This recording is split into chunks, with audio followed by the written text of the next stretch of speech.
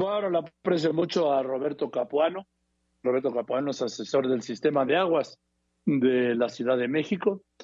Este sistema de aguas de la Ciudad de México es, vamos, yo creo que es el primer organismo que recuerdo de la Ciudad de México, el sistema de aguas de la Ciudad de México. Pero lo aprecio mucho. Roberto, ¿cómo está? Buenas tardes. Hola Joaquín, buenas tardes. Muchas gracias por el espacio en el aire.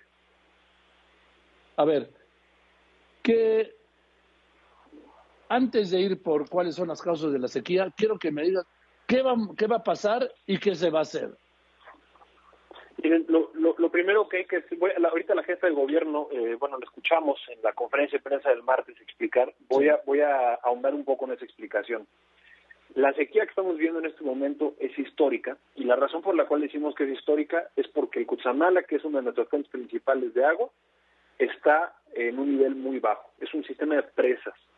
Entonces, lo que sucedía en años anteriores era que tomábamos agua del Cutzamala, llovía, se llenaban, tomábamos agua, llovía, se llenaban, y de esa manera era un ciclo natural durante muchos años. Lo que ha pasado desde hace ya 4 años es que hay una sequía, es decir, no llueve, y por lo tanto el Cutzamala no se llena como se llenaba antes. Eso quiere decir que estamos entrando en esta época de sequía con muy poca agua guardada, digamos. Y eso quiere decir que vamos a empezar un proceso que puede ser complicado en términos de la cantidad de agua que tenemos. Ahora bien, esta situación no nos agarra desprevenidos en el gobierno de la ciudad. Básicamente, desde que empezó el sexenio, hemos estado trabajando para prepararnos para un momento como estos y recuperar o sustituir la cantidad de agua que dejamos de recibir del Lerma Cutzamala. Eso por una parte. Pero por otra, pues ya llegó este momento y tenemos que prepararnos, y por eso vamos a implementar una estrategia en la cual, si me permites, te continúo platicando, hago una pausa por si quieres comentar algo. No, yo lo que quiero saber es cuál es la dimensión de la sequía que viene, para poder tener en claro cuál es la dimensión de lo que se va a hacer. La dimensión de la sequía, vamos a decir, ¿qué es lo que no va a pasar? No nos va a pasar como en Monterrey. Y no nos va a pasar como Monterrey porque estamos trabajando un par de años antes de que eso ocurra. Sin embargo, sí quiere decir que el agua que recibimos de Cutzamala es 25%, 24% menor a lo que recibíamos cuando no había este problema de almacenamiento en la presa. 25%, 24% menos de lo que había en ese momento. Entonces, ¿qué tenemos que hacer? Desde el gobierno tenemos que asegurarnos que todo el agua que podemos generar de las otras fuentes lo vamos a hacer. Tenemos que asegurarnos de que no perdemos agua, reparar fugas. Eso lo estamos haciendo con mucha fuerza y con mucha disciplina. Tenemos que asegurarnos que el agua que sí tenemos disponible la vamos a distribuir de manera equitativa. ¿A qué me refiero?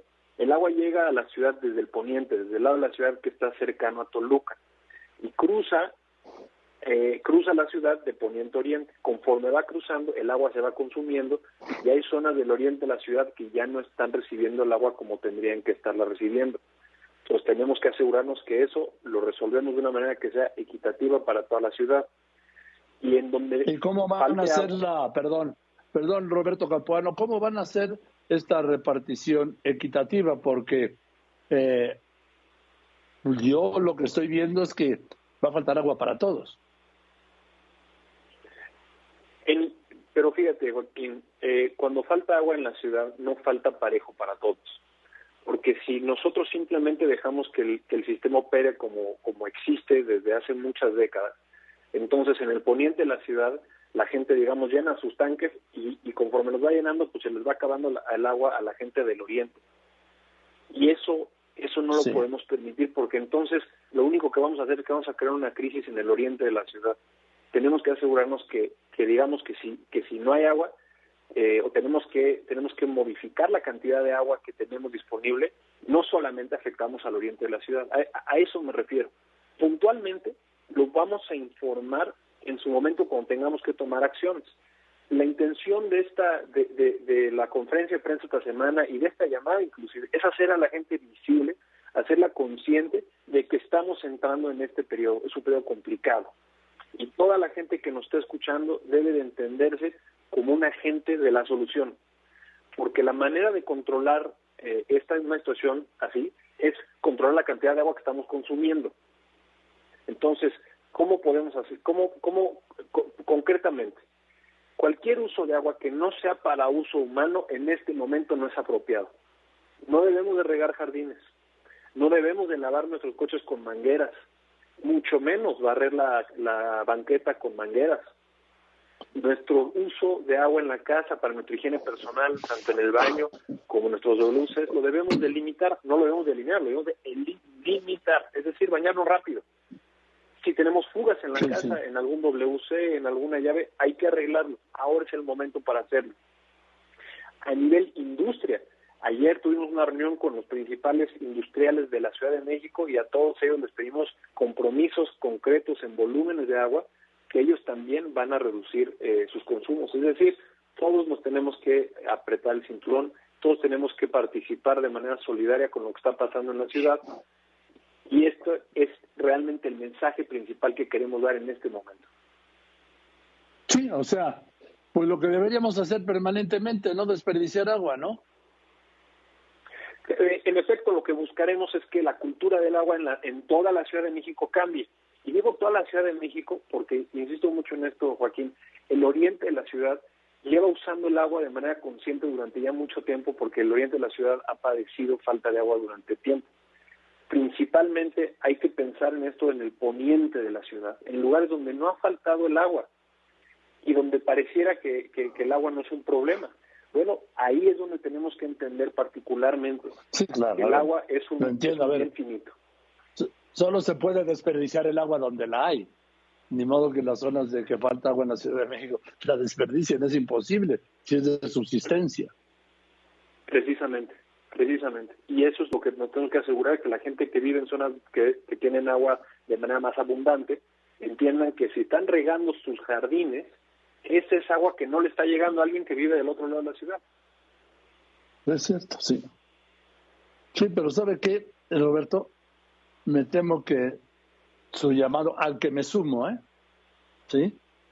Pues no nos van a hacer caso, porque van a seguir regando los jardines, van a seguir lavando los coches a manguerazos. Los que disponen del agua, por supuesto, estamos hablando, ¿no? Eso no va a cambiar porque hay una insensibilidad y una lejanía con las necesidades, en este caso de toda la ciudad, de un egoísmo que asusta. Reacciono a ese punto de vista de dos maneras, Joaquín. La primera es que yo soy muy optimista en general en la forma en la que la gente de la Ciudad de México reacciona ante las crisis. Y me acuerdo de lo difícil que fue, por ejemplo, el sismo del 17, pero también me acuerdo con mucha conmoción de la manera en la que... A ver, Roberto, no nos remontemos a eso porque esto es una tragedia, ¿sí?